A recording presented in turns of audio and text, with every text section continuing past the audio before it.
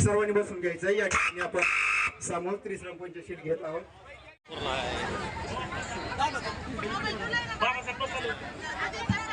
Hello वेरमणि शिक्षापदं समादयामि कामेषु मिच्छा.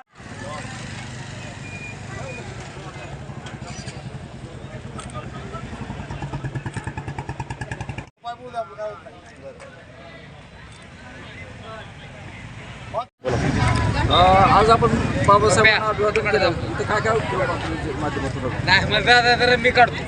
Bharat Ratna ज्ञानाचा अथांग महासागर बोधिसत्व डॉक्टर बाबासाहेब आंबेडकर यांच्या जयंतीनिमित्त मी सर्व भारतीयांना शुभेच्छा देतो. आज डॉक्टर बाबासाहेब आंबेडकर यांच्या जयंतीनिमित्त संपूर्ण जगातच म्हणलं तर हरकत नाही वेगवेगळे उपक्रम राबवले जातात.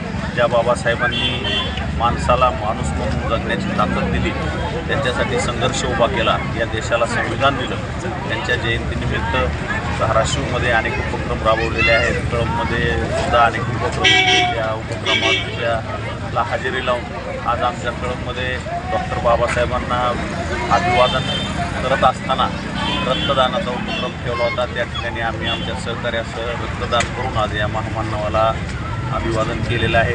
आज या ठिकाणी समता सैनिक दलाला च्या वतीनं गोरगरीब विद्यार्थ्यांना वही आणि पुस्तकाचं अखंड वर्षभर वाटप केलं जातं. त्या उपक्रमासाठी आमचे सहकारी पृथ्वीराजजी चिलवंत यांच्या वतीनं या ठिकाणी वह्या आणि पेन समता सैनिक दलाकडे सुपूर्द केलेलं आहे.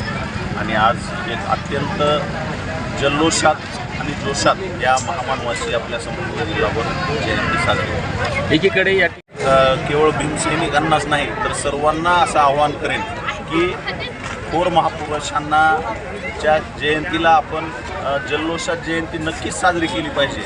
परंतु आपल्या वेगवेगळे जे वाद्य आहेत त्याच्यामुळं काही वृद्ध असतील, काही लहान मुलं असतील, काही या ठिकाणी रुग्ण असतील, त्यांना इजा होऊ नये याची काळजी घेऊन ही जयंती आपण साजरी केली पाहिजे. बहुतांश ठिकाणी आपण जर मागचा विचार केला तर ह्या 2-3 वर्षामध्ये थोडं डीजेचं प्रमाण वाढलं होतं, पण बऱ्यापैकी आता यावर्षी तो एक प्रमाण कमी होताना दिसतंय.